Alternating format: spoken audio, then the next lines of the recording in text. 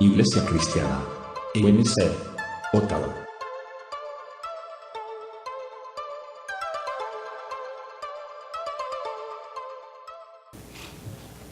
Vamos a abrir nuestra Biblia en el libro de Mateo, capítulo 7, y ya vamos casi hacia el final. Tal vez terminemos hoy. Vamos a ver el Sermón del Monte.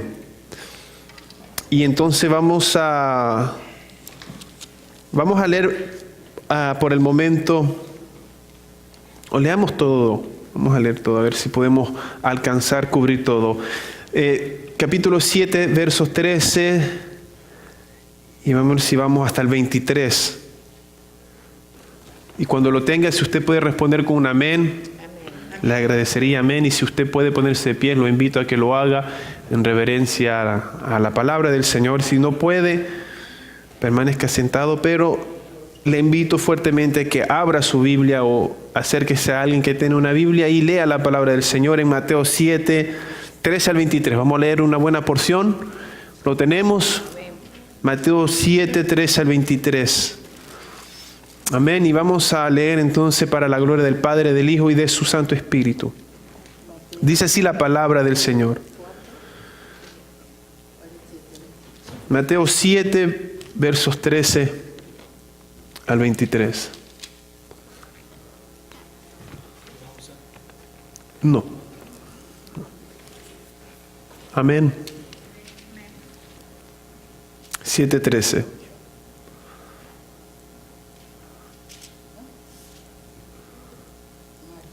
¿Ok? Dice así: entrad por la puerta estrecha, porque ancha es la puerta y espacioso el camino que lleva a la perdición, y muchos son los que entran por ella. Porque estrecha es la puerta y angosto el camino que lleva a la vida, y pocos son los que la hallan. Guardaos de los falsos profetas, que vienen a vosotros con vestidos de ovejas, pero por dentro son lobos rapaces. Por sus frutos los conoceréis. ¿A causa se recogen uvas de los espinos o higos de los abrojos? Así todo buen árbol da buenos frutos, pero el árbol malo da frutos malos. No puede el buen árbol dar malos frutos, ni el buen árbol, dar malos frutos, ni el árbol malo dar frutos buenos. Todo árbol que no da buen fruto es cortado y echado en el fuego. Así que por sus frutos los conoceréis. No todo el que me dice Señor, Señor, entrará en el reino de los cielos, sino el que hace la voluntad de mi Padre que está en los cielos. Muchos me dirán en aquel día, Señor, Señor, ¿no profetizamos en tu nombre? Y en tu nombre echamos fuera demonios, y en tu nombre hicimos muchos milagros. Entonces les declararé, nunca os conocí, apartaos de mí, hacedores de maldad. Vamos a orar. Padre, en el nombre de Jesús venimos ante usted en esta tarde, pidiéndole, Dios mío, que usted nos siga bendiciendo con su palabra. Bendíganos hoy con su palabra como usted lo hace cada vez que abrimos la Biblia, Señor. Hoy día hemos llegado a este punto del Sermón del Monte y le pedimos que usted ilumine nuestras vidas para poder entender el mensaje que el Espíritu Santo nos ha dado en estas santas escrituras, Padre. Te pido que tú me inspires. Necesito tu ayuda hoy para poder hablar tu palabra, Señor. Necesito que tú controles mi mente y mi corazón y que sea yo guiado por el Espíritu Santo para que mis palabras, Señor Padre, puedan bendecir, exhortar y hacer la obra que tú necesitas hacer hoy en todos los que estamos aquí. Señor, que nuestra atención pueda estar en ti y te pedimos que usted nos bendiga, que usted toque en nuestros corazones hoy. Todos los que estamos aquí, Padre, necesitamos ser ministrados por tu santa palabra. Así que yo te pido que tú te manifiestes en esa manera hoy, Señor, en medio nuestro. Transforma nuestros corazones y que tu palabra haga una obra maravillosa hoy, Padre, en nosotros. En el poderoso nombre de Jesús, este momento te pertenece a ti, Señor. Glorifícate, mi Señor, en el nombre de Jesús. Amén y amén. Tomemos asiento, hermanos.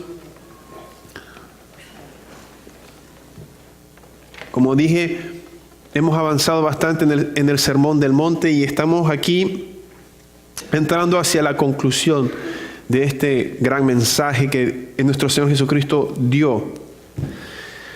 Y si usted analiza lo que leímos, podríamos decir que aquí hay varias advertencias. Son advertencias, podríamos decir. Guardaos, habla de la puerta, de un camino angosto. No todo el que dice Señor, Señor, son advertencias. Después de haber hablado bastante sobre el caminar cristiano, viene un momento donde dice, bueno, después de todo lo que les dije, hay que entrar por una puerta. Y comienza a dar advertencias nuestro Señor. Y lo primero que leímos es, en el verso 13, entrad por la puerta estrecha, porque ancha es la puerta y espacioso el camino que lleva ¿a qué? A la perdición. Dice que muchos son los que entran por esa puerta, porque estrecha es la puerta y angosto el camino que lleva a la vida. Y luego dice, y pocos son los que la hallan. Y vamos a meditar un poco sobre esto. Habla de dos puertas y dos caminos, ¿verdad? Primero, quiero hablar de la puerta ancha y habla de un camino espacioso. Una puerta ancha implica que es fácil entrar. Un camino ancho implica que es fácil caminar. Amén. Un camino ancho significa que yo puedo irme a la derecha y no me salgo del camino. Y puedo caminar un buen rato a la derecha y no me salgo del camino. Y puedo irme a la izquierda y sigo a la izquierda, pero el camino es tan angosto que no me salgo y sigo en el mismo camino. Amén. Y una puerta ancha significa fácil. Es muy fácil de entrar por esa puerta. Implica que hay mucho espacio donde caminar. No mucho esfuerzo para permanecer en ese camino. No tengo que tener, ¿cómo podría decir? Estar atento porque el camino es tan grande que no me pierdo. No demanda mucho esfuerzo para permanecer en ese camino. Y muchas cosas, podríamos decir, entre comillas, alcanzan en ese camino. Pudiera representar varias cosas, muchas verdades, muchas interpretaciones de cómo es Dios, muchos dioses. Mientras que dice el Señor que hay otra puerta que no es ancha, sino es angosta o estrecha. Y hay un camino angosto, lo que implica que es difícil de entrar por esa puerta y difícil de caminar por ese camino. No puedo irme tanto a la derecha porque me extravío. No puedo irme tanto a la izquierda porque también me voy a extraviar. Difícil entrar. Difícil caminar. Y lo podemos ver de esta forma o explicar de esta forma. Esa puerta puede representar el entrar al reino de Dios. Y para entrar al reino de Dios se tiene que renunciar a nosotros mismos. La Biblia dice, Jesucristo dijo que el que quiera ser mi discípulo tiene que hacer algunas cosas, ¿no? Negarse a sí mismo, tomar su cruz y seguirle. Así que se entra por esa puerta negándose a sí mismo, tomando la cruz y reconociendo que somos malos.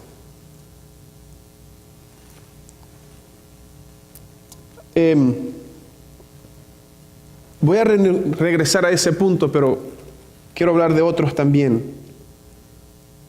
Voy a regresar en ese punto de entrar por esa puerta. Pero podemos también decir que la salvación es personal. En la puerta ancha podríamos decir que la gente pudiese pensar, bueno, como mi padre es cristiano, yo también voy a entrar. Representa una facilidad de entrar al cielo, una facilidad de entrar al reino, porque mi padre, no lo sé, porque mi familia es cristiana, porque oran por mí, yo voy a entrar. No, es personal. Cada quien tiene que esforzarse por entrar podemos decir, alcanza una persona a la vez. No es que yo puedo jalarme a un montón, porque no, es personal.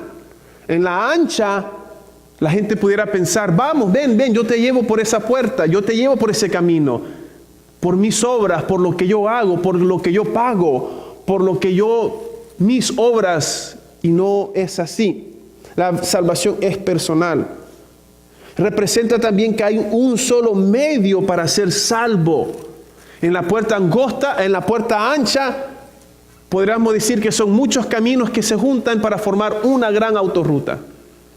Pero la salvación es un camino y es Jesús.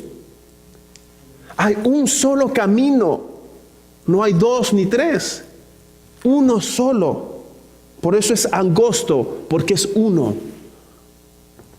Un solo medio, un solo mediador, no dos, no tres, uno solo. El hombre ha inventado una puerta grande, ha inventado otros mediadores, otras mediadoras, otra forma de entrar al cielo. Otras, en la puerta estrecha y el camino angosto representa que hay una oportunidad. ¿Y a qué me refiero de una oportunidad? Que hay una sola vida. En esa vida, mientras hay vida, hay esperanza. ¿Me doy a entender? Pero una vez que esa vida termina, fue la única oportunidad para entrar al cielo. Hay otras creencias, ¿verdad?, que creen en la reencarnación. No. Hay un camino y uno solo. Una oportunidad. Y hago el énfasis, una oportunidad significa en esta vida. 7 veces cae el justo, 7 veces Dios lo levanta. Y Dios está esperando que en esa vida tú te arrepientas.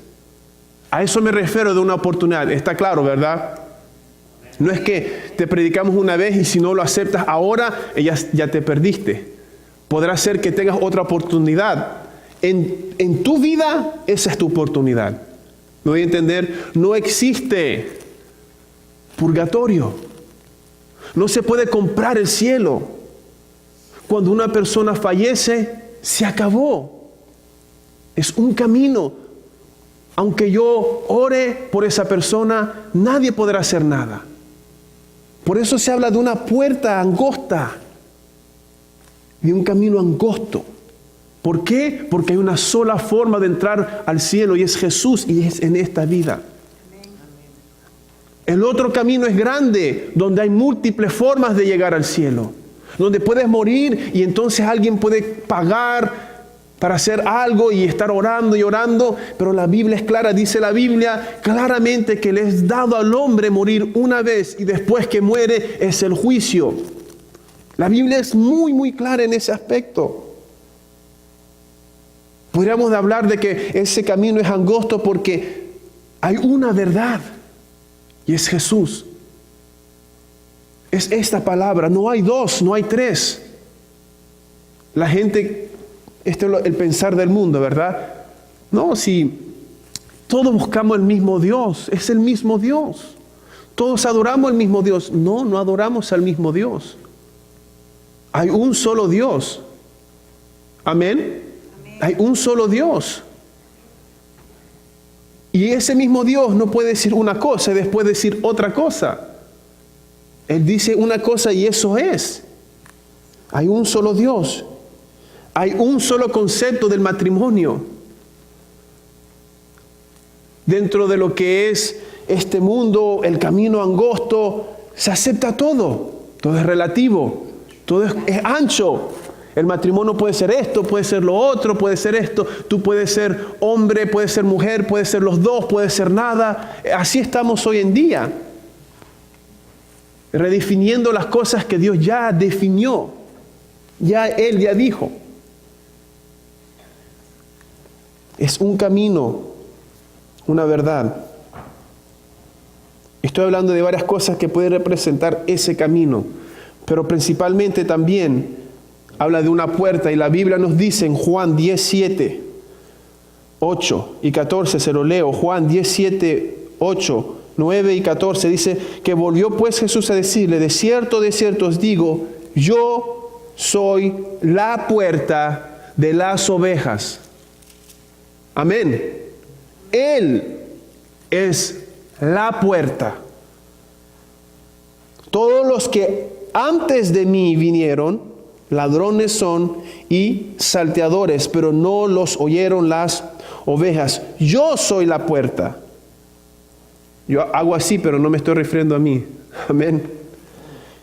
Él está diciendo, yo soy la puerta, el que por mí entrare será salvo, y entrará y saldrá y hallará pastos. Y ahí está, el que por mí entrare. Él es la puerta. Hay una puerta. Y el 14 dice, porque estrecha es la puerta. Eso es lo que quería leer. Juan 10, 7, 8 y 9, donde nos dice claramente que Jesucristo es esa puerta. Amén. Si seguimos leyendo en el verso 14, dice, porque estrecha es la puerta. Ya sabemos quién es esa puerta. Y angosto el camino que lleva a la vida. Y me llama mucho la atención las siguientes palabras. Lea conmigo en el verso 14 del Mateo 7. Pocos son los que la hallan. ¿Hallan qué? La puerta. Mira, si usted lee Lucas, si usted tiene Reina Valera, ahí en Mateo 7:13, tiene como título, Reina Valera le puso la puerta estrecha, y lo lleva a Lucas 13:24. Vamos a ir rápidamente a Lucas 13:24.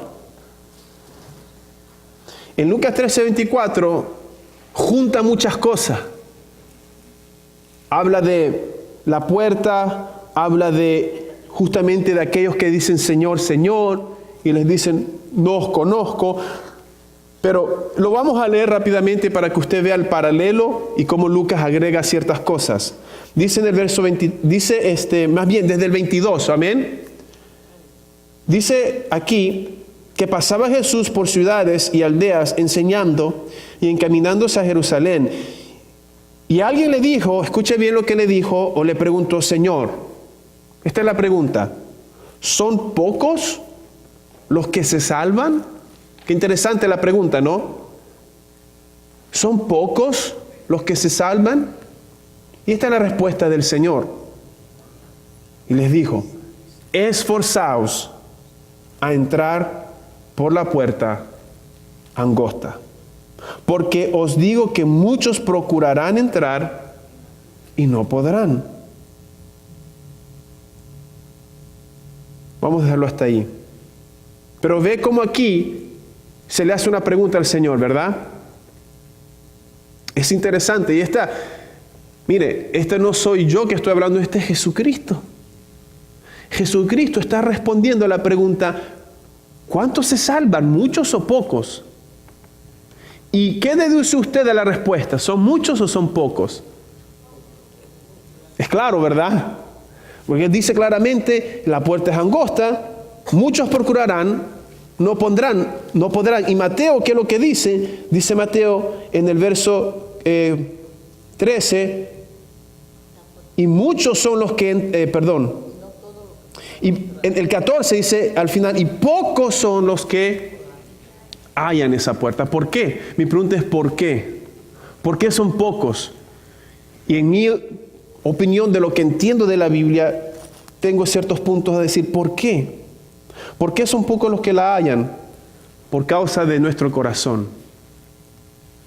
¿Por qué? Esa es mi conclusión. Porque ¿qué hizo Jesús desde el inicio del Sermón del Monte? ¿Hacia dónde apuntaba Jesús? Hacia el corazón, ¿cierto? Siempre en su sermón, del Sermón del Monte, Él lo que hizo es revelar el corazón malo del hombre. Amén. Y Él les dijo a los fariseos, hipócritas, ¿cierto? Les dijo hipócritas. Llevó la ley a un entendimiento que no tenían cuando el Señor les dice, bueno, ustedes dicen, o la Biblia dice, ¿verdad? No matarás. Y le estoy parafraseando, ¿verdad? Y ustedes piensan que porque no lo mataron físicamente, están libres. Y Jesús, ¿qué les respondió? No, si dentro de ti tú maquinas, tú ya estás rompiendo esa ley. Apunta al corazón. Tú dices, no adulterarás. Y porque no hiciste el acto, no adulteraste. Pero si tú lo maquinaste, ya lo hiciste. Entonces, lo que Jesús está haciendo es apuntando al corazón para llevarnos a una conclusión de que ustedes no guardan la ley. Nadie la puede guardar. Todos somos culpables. Amén. Todos. Entonces, ¿por qué? Acuérdense, los judíos, los fariseos, ¿encontraron la puerta? No. ¿Y conocían la ley o no? ¿Eran religiosos o no? Seguían la ley, hacían todas las obras, ayunaban, hacían esto, hacían lo otro, diezmaban, se sacrificaban. Pero su corazón, Jesús, ¿qué les quiso decir? Por fuera parecen limpios, pero por dentro están podridos. Entonces, ¿por qué alguien no puede hallar esa puerta? Porque su corazón está mal. Estaba Jesús delante, la puerta estaba delante de ellos. Pero porque su corazón estaba mal, no podían ver que Él era la puerta. A pesar de las buenas obras, a pesar de todo, no podían ver que Él era la puerta. Era su corazón. Un corazón que no quiere reconocer que está mal. Un corazón que confía en sus buenas obras. Un corazón que piensa que va al cielo porque es bueno. Y cree que la puerta al cielo es Él con sus buenas obras.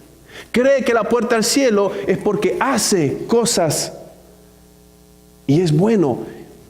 Y la puerta al cielo, Jesús, escuche bien lo que dijo Jesús. Dice la palabra de Dios en Mateo 4:17, que desde entonces comenzó Jesús a predicar y dijo y a decir: arrepentíos porque el reino de los cielos se ha acercado. Esa puerta es la entrada al reino de los cielos. Por eso Jesús le está diciendo: arrepiéntanse porque ahora se está manifestando el reino. Ustedes pueden entrar al reino, pero para entrar en el reino tienen que arrepentirse. ¿Me doy a entender? Y la gente que hacía, ¿por qué no podían entrar al reino de los cielos? Porque no querían arrepentirse. Porque los judíos querían confiar en su sistema religioso. Amén. Ellos querían confiar en su sistema religioso. Como muchos de nosotros, y lo digo con mucho amor, no lo digo con malicia en mi corazón, ni con deseo de pisotear a nadie, sino con amor. Jesucristo aquí, Él vino a decir estas palabras para salvar las almas. Aquí les está diciendo a la gente: el camino es angosto, no es como ustedes piensan. Los judíos están arraigados a sus tradiciones. Y muchos de nosotros en Latinoamérica estamos arraigados a nuestras tradiciones de nuestros antepasados, ¿o no es así? Y creemos que lo que nos enseñaron nuestras tradiciones son las que nos van a llevar al cielo. Y no es una tradición de sistema de hombre, es Jesucristo. Amén. Es Jesucristo.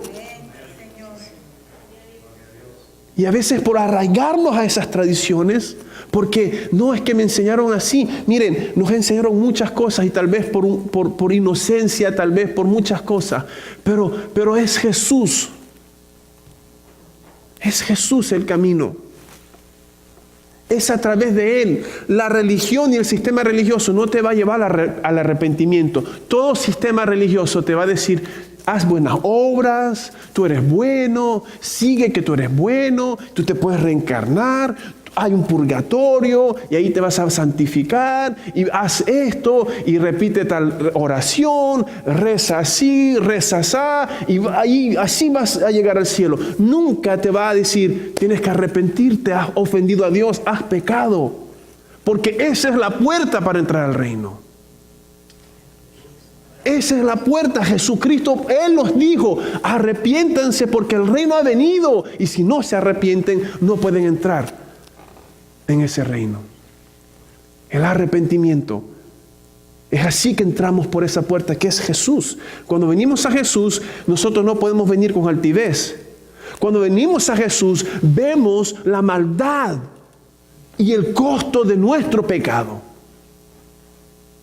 Amén. Por eso es que muchos no hallan esa puerta. Quieren ir al cielo, pero no la hallan porque sus corazones no han sido quebrantados y no han sido confrontados y no ha sido llevado a un punto donde ese corazón necesita ser regenerado, y la regeneración solo puede empezar cuando tú te arrepientes delante del Señor. No todos quieren hacerlo. Yo creo que está claro en las enseñanzas de Jesucristo. Por eso son pocos los salvos. Por eso son pocos, porque no todos se arrepienten. Aún en las iglesias evangélicas es triste, pero puede venir mucha gente con apariencia y Él lo dice después. Pero si adentro no ha habido un arrepentimiento, lo siento, esa es la entrada para el reino de los cielos. Esa es la entrada. Ahora, quiero aclarar algo aquí, porque habla de una puerta, ¿verdad? Quiero decir algo para que tengamos tal vez un buen entendimiento. Una puerta no significa que no todos son bienvenidos. No porque hay una puerta no significa que no todos pueden caber. Todos podemos caber.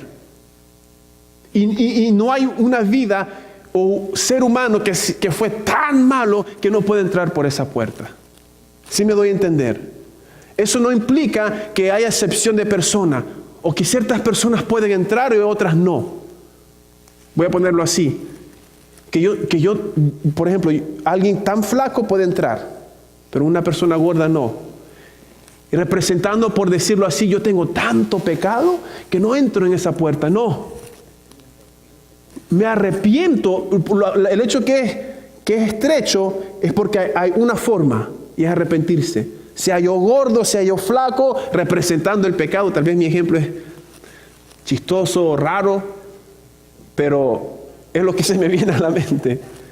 Para darles a entender que no es cuestión de cuánto yo tengo pecado, cuánto no tengo. Todos hemos pecado. Y el ser humano que haya más pecado, si se arrepiente, él entra por esa puerta. Amén. No es una cuestión de limitaciones a cuántas personas, no. Es solamente para indicar cómo se entra. Todos podemos entrar. Lo único que quiere representar es lo difícil. ¿Por qué? Porque el corazón es malo. Porque el corazón no quiere reconocer su maldad delante de Dios. Hay que reconocer que somos malos y que solo Cristo nos puede perdonar. La clave es el arrepentimiento y así entramos en esa puerta y así seguimos en ese camino. Amén. Entonces, Jesús nos enseña acerca de el camino hacia la vida eterna. Y habla de una puerta, esa puerta es Él. Y se entra en ese reino a través del arrepentimiento. No tradiciones, no sistema religioso, sino a través de un camino que es Jesucristo y ser el discípulo. Un seguidor. Nosotros somos seguidores de Jesucristo, seguidores de sus enseñanzas. Y ahora seguimos sí los mandamientos por amor, porque somos seguidores de Jesús. Pero ya estamos en ese camino, ya somos salvos. ¿Me doy a entender? No alcanzamos la salvación por hacer esto y lo otro. No la alcanzamos porque nos arrepentimos y ahora somos discípulos. Y como somos discípulos, aprendemos del Maestro y vamos poniendo por obra en nuestras vidas las enseñanzas de Jesús. Bien. Ahora, lo siguiente que dice Jesucristo, después de haber dicho esto, de haber hablado de la salvación, habernos hecho entender, no sé si a usted le llama la atención, pero cuando le hacen la pregunta, ¿son muchos o son pocos? Es para meditar, de verdad. ¿Seré yo? ¿Estaré yo en ese camino? Es para meditar. Luego nos dice en el verso 15, después de haber hablado de la puerta para llegar al cielo, dice, guardaos de los falsos profetas, que vienen a vosotros con vestidos de ovejas, pero dentro son lobos rapaces. Dice, por sus frutos los conoceréis. ¿Acaso se recogen uvas de los espinos o higos de los abrojos? Así, todo buen árbol da buenos frutos, pero el árbol malo da frutos malos. No puede el buen árbol dar malos frutos, ni el árbol malo dar frutos buenos. Todo árbol que no da buen fruto es cortado y echado en el fuego. Así que por sus frutos los conoceréis. Me llama la atención, digo, tiene que haber una lógica aquí, porque él comienza a hablar de la puerta, ¿verdad? Y que muchos no la hallan, y que hay una puerta ancha, y después dice, guárdate de los falsos profetas. Porque los falsos profetas, ¿hacia dónde te van a guiar? Hacia la puerta ancha. El falso profeta te va a llevar hacia la puerta ancha. Pero aquí dice, si analizamos bien, ¿cómo voy a hallar yo esa puerta? Aquí me está diciendo que hay gente que me puede guiar a una dirección falsa, incorrecta. Dice, guardado de los falsos profetas. ¿Cómo vienen esos falsos profetas? Dice, vestidos de ovejas, ¿cierto? Vestidos de ovejas. Significa que por fuera tienen una apariencia de oveja, que a primera vista son ovejas. Tienen una devoción, una cierta devoción. Pero dice que por dentro son lobos rapaces. Volvemos al corazón y la intención del corazón. Un corazón malo, perverso. La pregunta es entonces, si tienen una apariencia, ¿cómo yo puedo saber si eso no es una oveja? Bueno, Jesús nos da la respuesta. ¿Cómo lo reconocemos? Y Él dice, por el fruto. Por el fruto lo vas a reconocer si es oveja o si es un lobo. Por el fruto. Y en el fruto, Jesucristo dice, ¿a dónde es que dice? En el verso 16, por sus frutos los conoceréis. ¿Acaso se recogen uvas de los espinos o higos? Aquí da dos ejemplos de frutas, ¿verdad? Uvas. Y me hace recordar que Jesucristo dijo que nosotros somos los pámpanos. ¿Y qué da como fruta los pámpanos? ¿No es uvas? Uvas. Yo les quiero leer entonces. Si Él está dando el ejemplo de uvas y luego nos compara a nosotros como pámpano, yo les quiero leer y creo que vamos a tener un mayor entendimiento. Todos conocemos esta porción en Juan 15:4 en adelante. Permaneced en mí y yo en vosotros. Como el pámpano no puede llevar fruto, ¿cómo nos reconocemos? Por el fruto. Recuerde eso, dice, como el pámpano no puede llevar fruto por sí mismo si no permanece en la vid. Así tampoco vosotros, si no permanecéis en mí. Amén. Luego dice, yo soy la vid, vosotros los pámpanos. El que permanece en mí y yo en él, éste lleva mucho fruto, porque separados de mí nada podéis hacer. Alguien que tiene a Jesucristo y permanece en Jesucristo va a dar el fruto. Entonces, ¿estos falsos profetas tienen a Jesús? No. No lo tienen. Dice aquí, el que en mí permanece,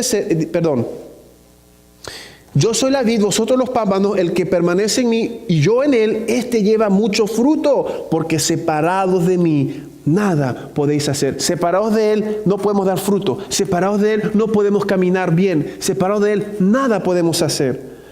Y el que en mí no permanece será echado fuera como pámpano.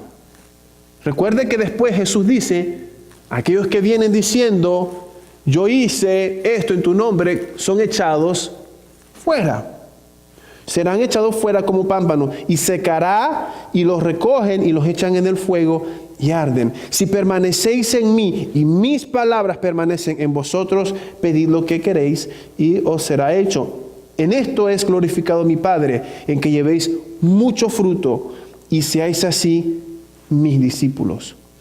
Como el Padre me ha amado, así también yo os he amado. Permaneced en mi amor. Si guardareis mis mandamientos, permaneceréis en mi amor, así como yo he guardado los mandamientos de mi Padre y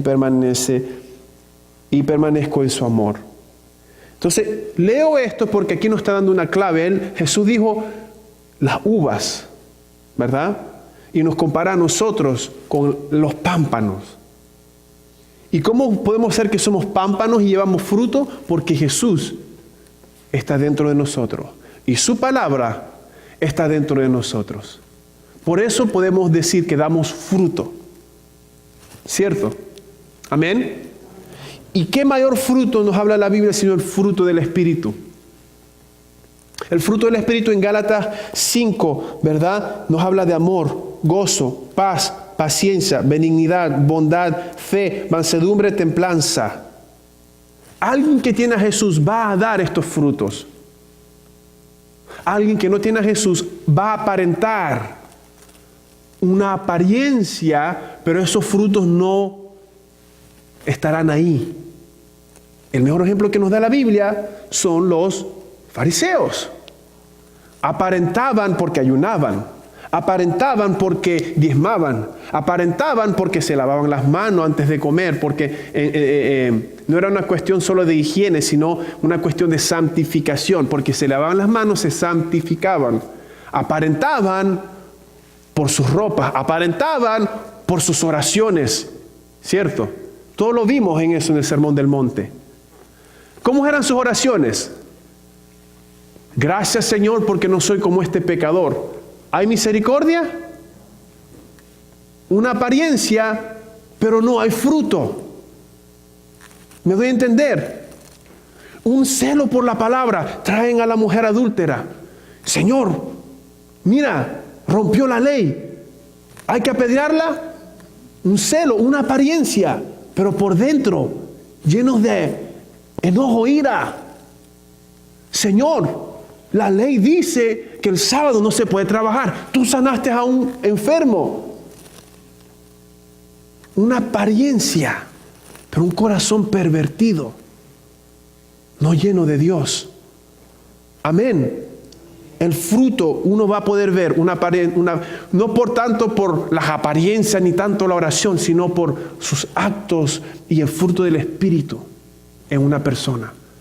Una persona te podrá engañar porque predica bonito, porque habla bonito, ora sí, ora asá, y se ve tan celoso, pero en el amor, en la misericordia, en la paciencia, cero. Cero.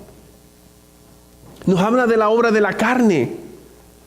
Y se lo leo: adulterio, fornicación, inmundicia, lascivia, idolatría, hechicerías, enemistades, pleitos, celos, ira, contiendas, disensiones, envidia, homicidio, borracheras, orgías. Todo eso, obra de la carne. Y dice claramente que los que practican tales cosas no heredarán el reino de los cielos. Entonces, ¿cómo podemos ver si es un falso o es un verdadero? Tienen una apariencia de oveja, pero sus frutos van a hablar. Los falsos profetas te van a hablar de dinero, y eso va a implantar a ti codicia.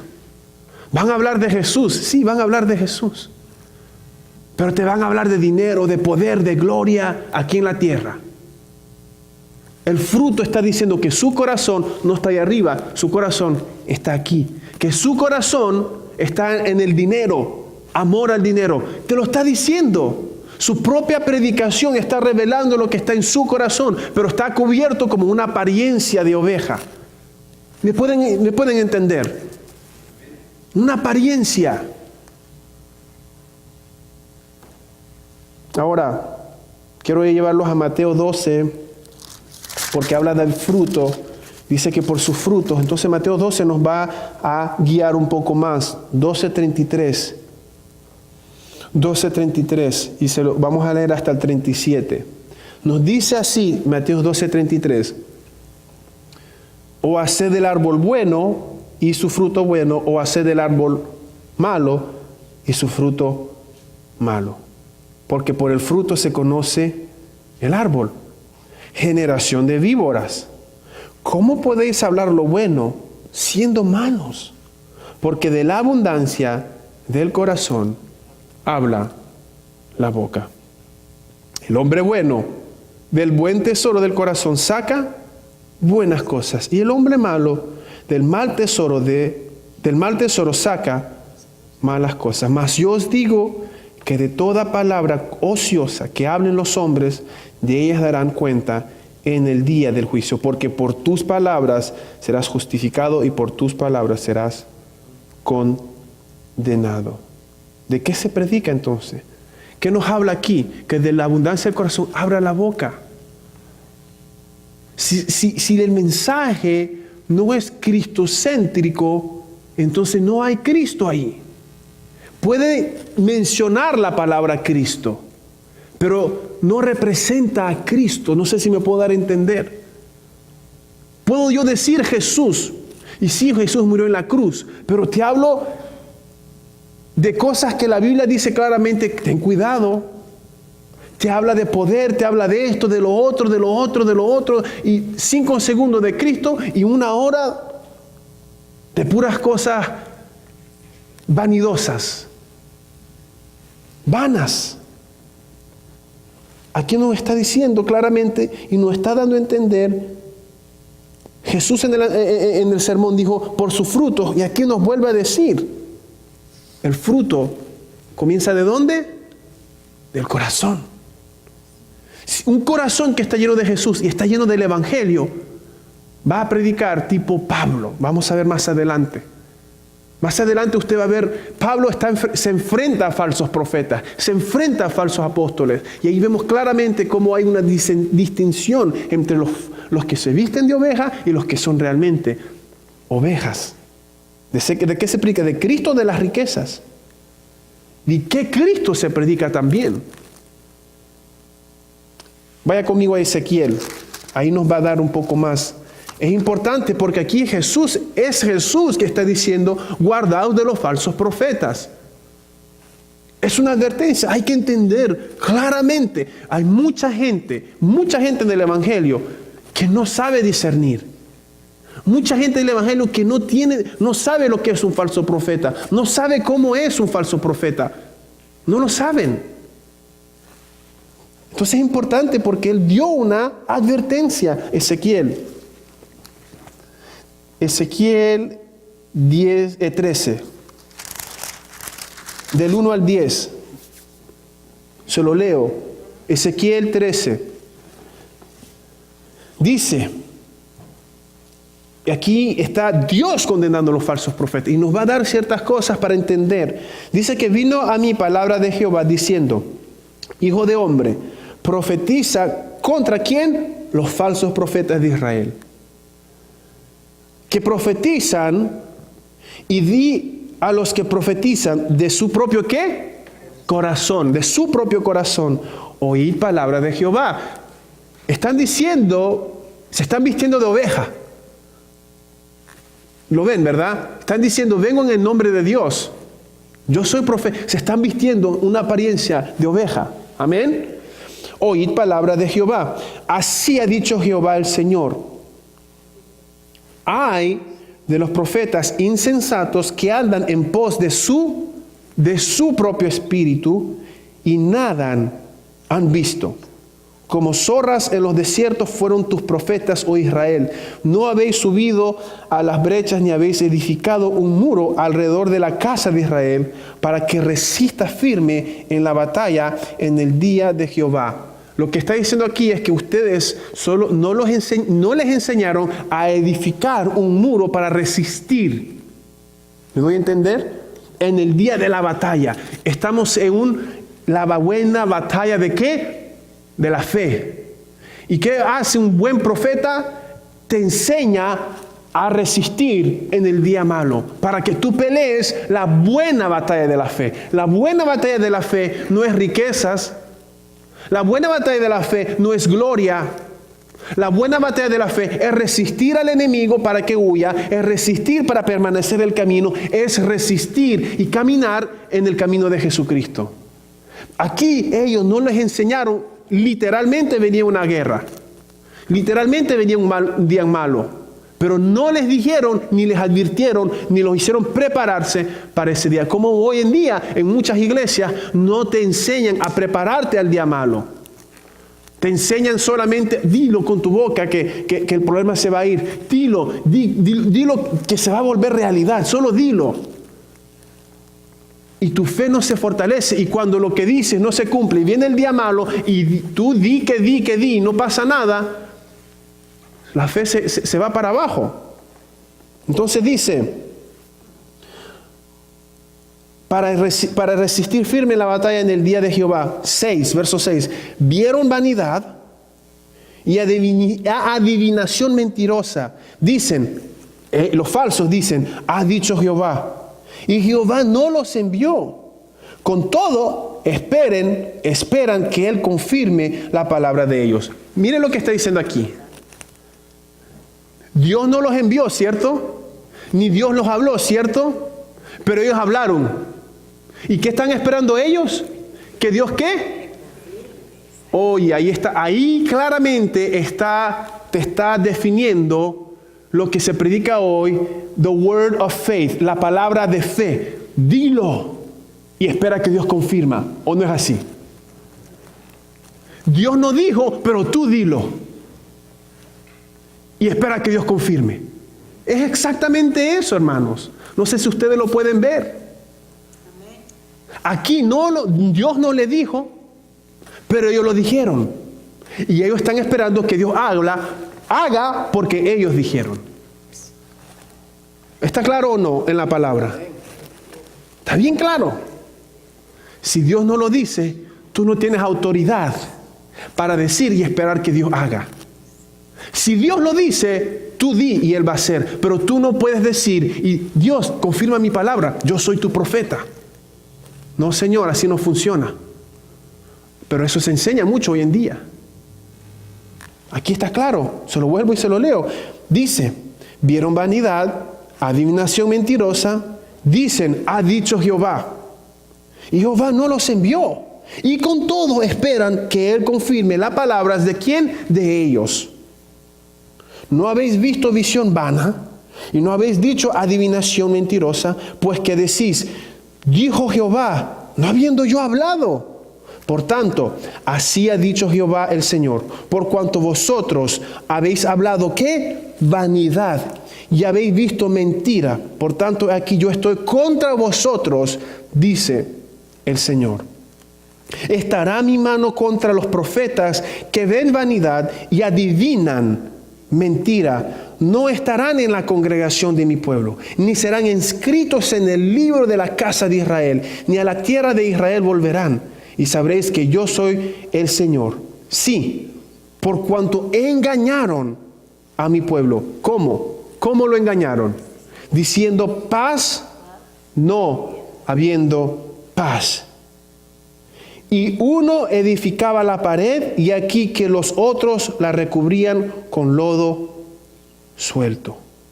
Di a los recubridores con lodo suelto que caerá. Vendrá lluvia torrencial y enviaré piedras de granizo que la hagan caer, y viento tempestuoso que la romperá. No sé si usted está entendiendo aquí. Lo hicieron edificar con lodo suelto. Entonces, ¿qué pasó cuando vino literalmente la lluvia? No resistió. No resistió. Me adelanto porque en el Sermón del Monte Jesús termina diciendo, aquellos que escuchan mi palabra los compararé a un hombre sabio que edificó su casa sobre la roca. ¿Y qué vino? Lo mismo que viene a decir aquí. Lluvia, tempestad, y su casa no caerá.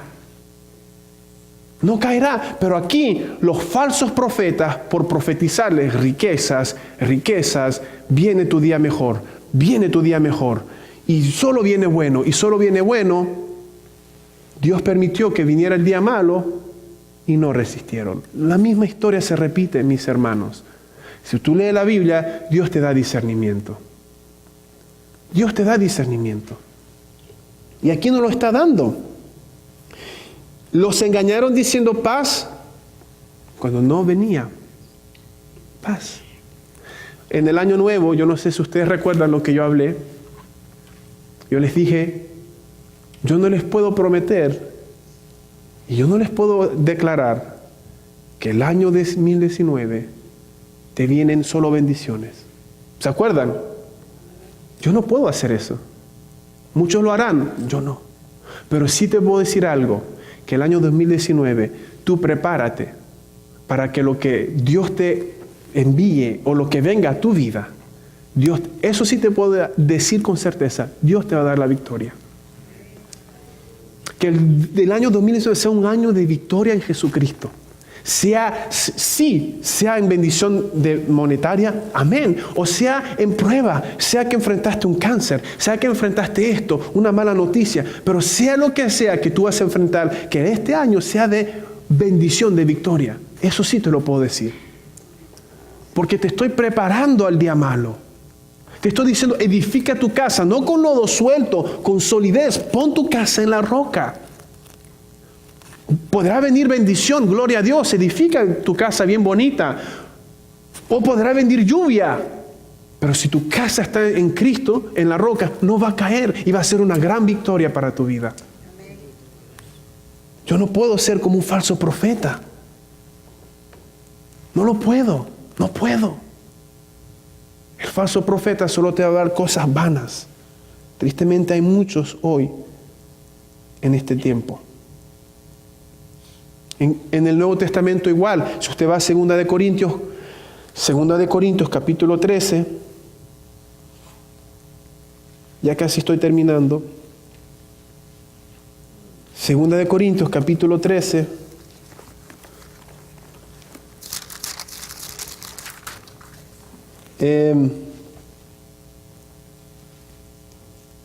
No puse el versículo, denme un segundo.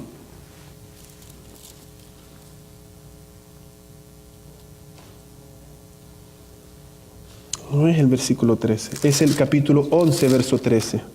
Disculpen. Capítulo 11, verso 13. Miren lo que dice el apóstol Pablo. Porque estos son falsos apóstoles, obreros fraudulentos, que se disfrazan como los apóstoles de Cristo. Se disfrazan como ovejas. Yo descubrí algo bien interesante porque leí ciertos comentarios y les quiero explicarle porque nos da tanto entendimiento. Y vemos que lo que Pablo se enfrentaba en ese tiempo, lo mismo nos enfrentamos hoy. Un comentario dice lo siguiente. En el contexto, si usted lee todo el contexto, Pablo comienza a hablar de varias cosas para decir, oye, esos son falsos apóstoles. Quiero leerle un comentario, escuche bien. Antes de eso vamos a leer el verso 7.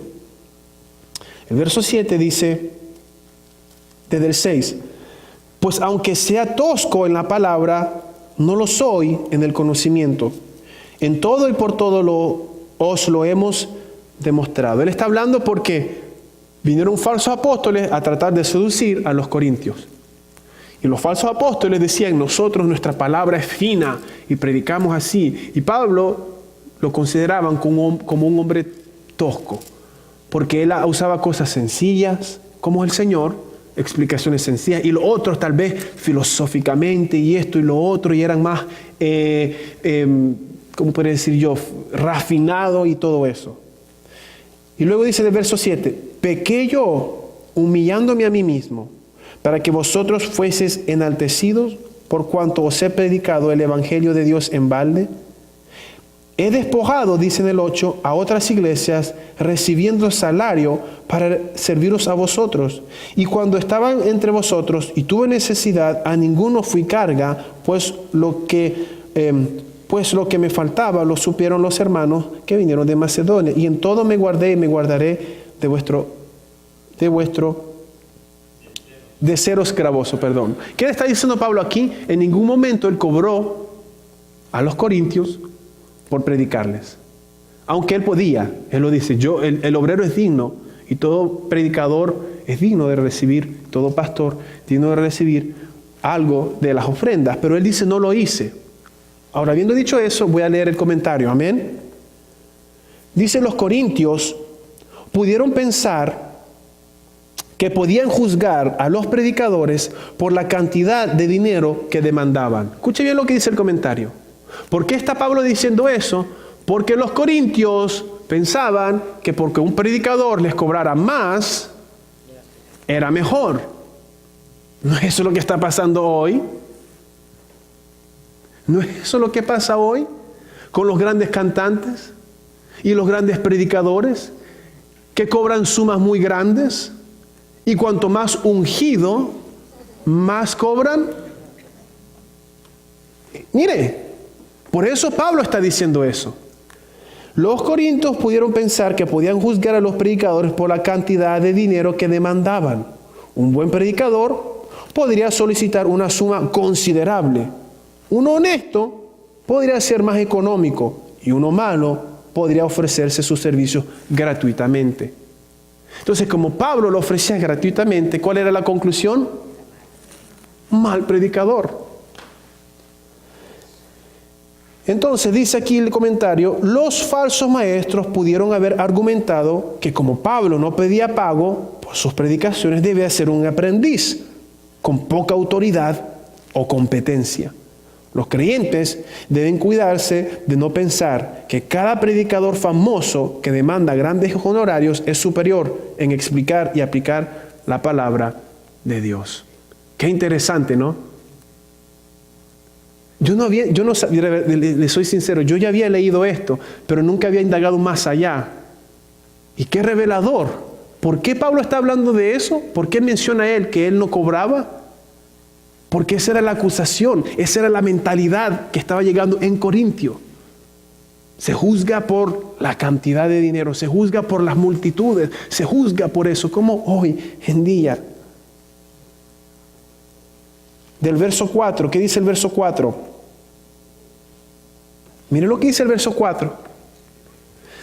Dice, porque si viene alguno predicando a otro Jesús que el que os hemos predicado, o si recibís otro espíritu que el que habéis recibido, o otro evangelio que el que habéis aceptado, bien lo toleráis.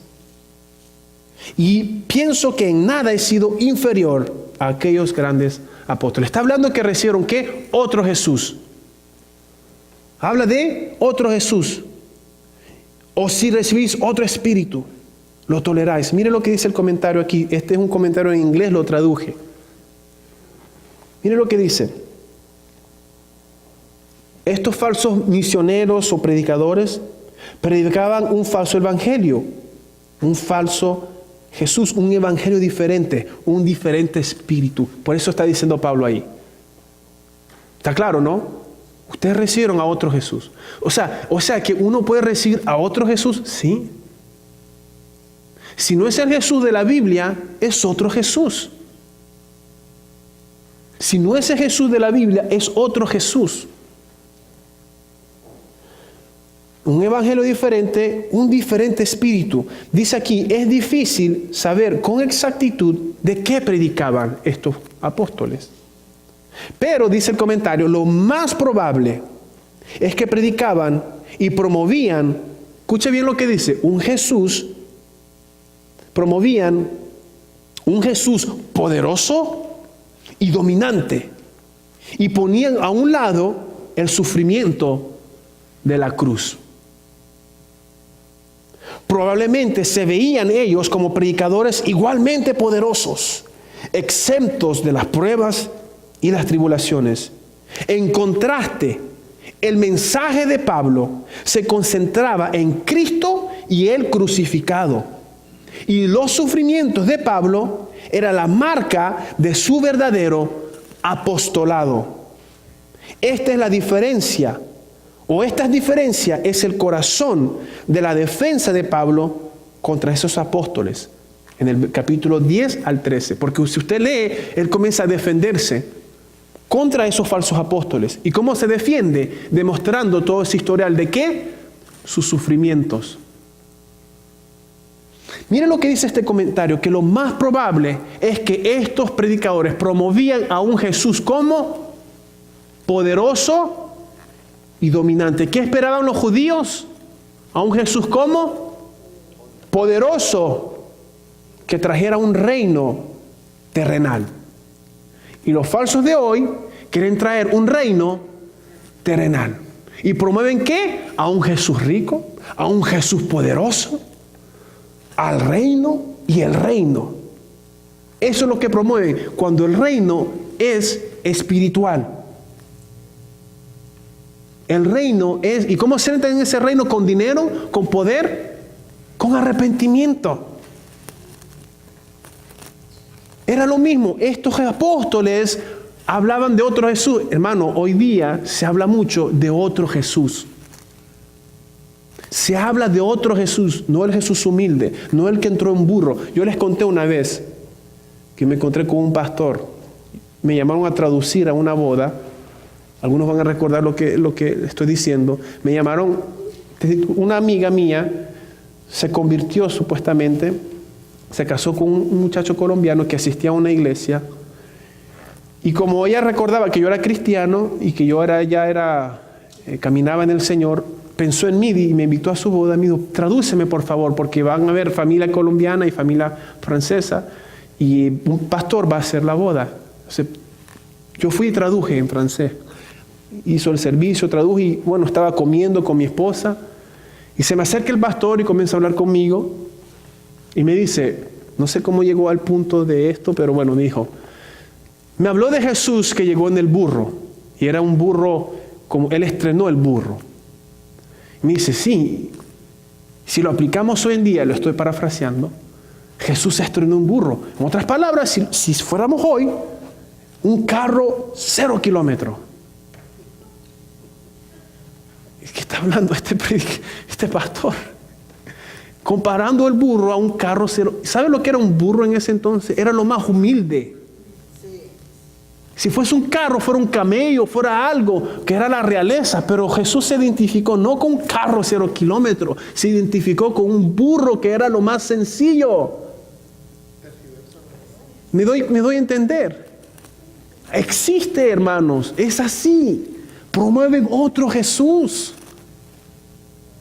Yo les digo algo, y lo digo con mucho amor.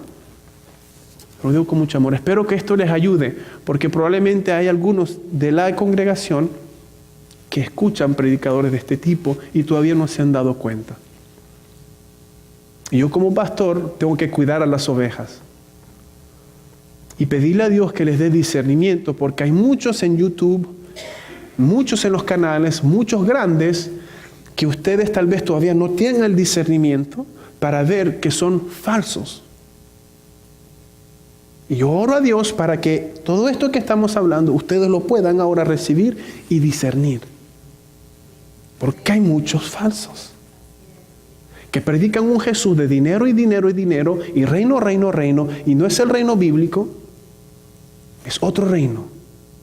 Porque el que va a venir a implantar un reino mundial es el anticristo. Entonces, oro y espero que miren cómo a estudiar la Biblia, indagar. Miren cómo yo fui un simple comentario y me está dando mucho discernimiento. Leo esto y digo, pero esto es lo mismo que está pasando hoy. Las mismas características.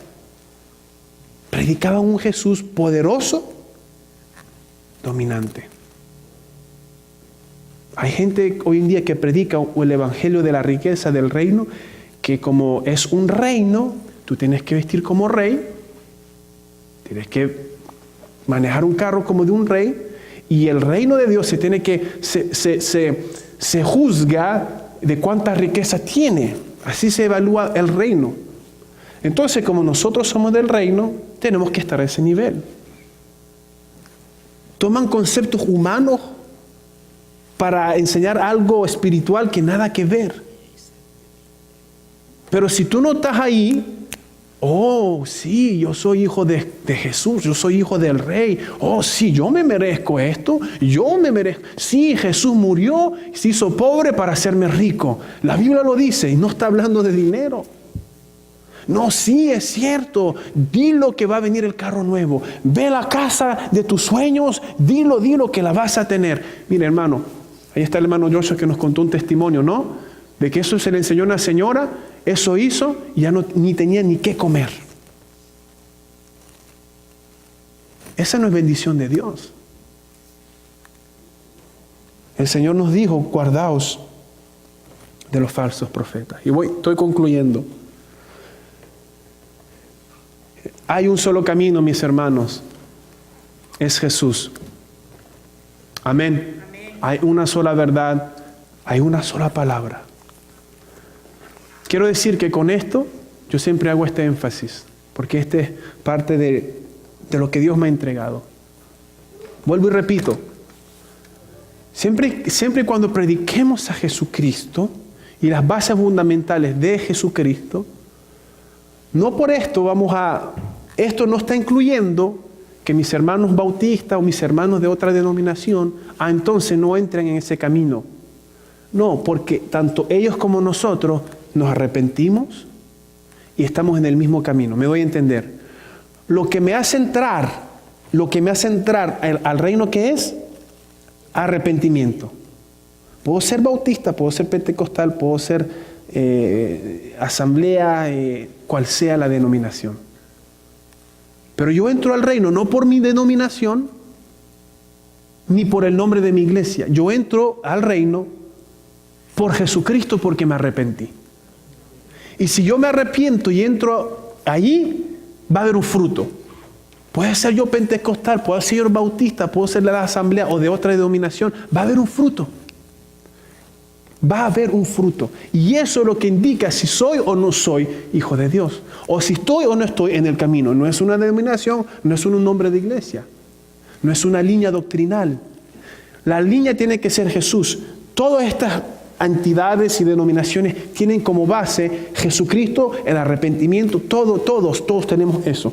Diferimos en otras cosas, pero no por eso es que nos salimos del camino. ¿Me doy a entender? No nos salimos del camino, es el mismo camino. Entonces no con esto estoy promoviendo que otros somos los únicos y este es como los testigos o como otras denominaciones que nosotros somos. No somos nosotros, es Jesús. Es Jesús. Y si Jesús está en tu corazón, hables lengua o no, sea bautista o no, eso no es lo que hace que tú eres cristiano o no. Es Jesús dentro de ti que te está regenerando y te salvó. Amén. Ahora, que hay denominaciones que no son de Dios, los testigos de Jehová, porque son otro Jesús, lo hay. Los mormones, porque es otro Jesús, lo hay. O tradiciones que son entras al cielo por obra, las hay. A esa sí ya es otro camino, porque no es por obra y no es el mismo Jesús. Hay otros intercesores, hay idolatría, hay muchas cosas que no son el mismo camino. ¿Me doy a entender? Amén. Así que, hermanos míos, permanezcamos en el camino del Señor. Que Dios nos dé discernimiento para poder ver cuál es el camino y permanecer en él. Este camino nos lleva a la vida eterna.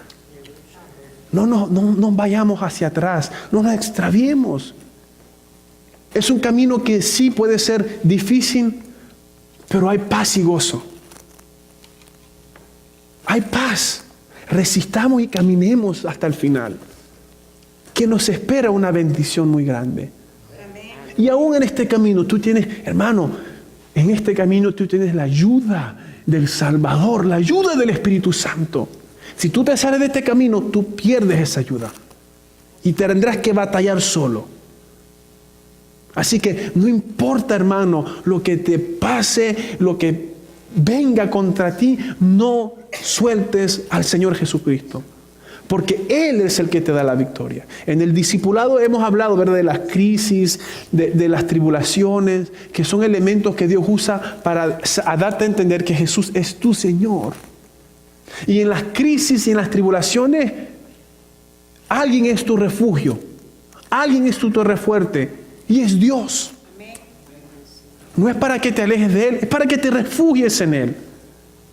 ¿Me doy a entender? Así que, mis hermanos, refugiémonos en el Señor siempre. Caminemos en este camino.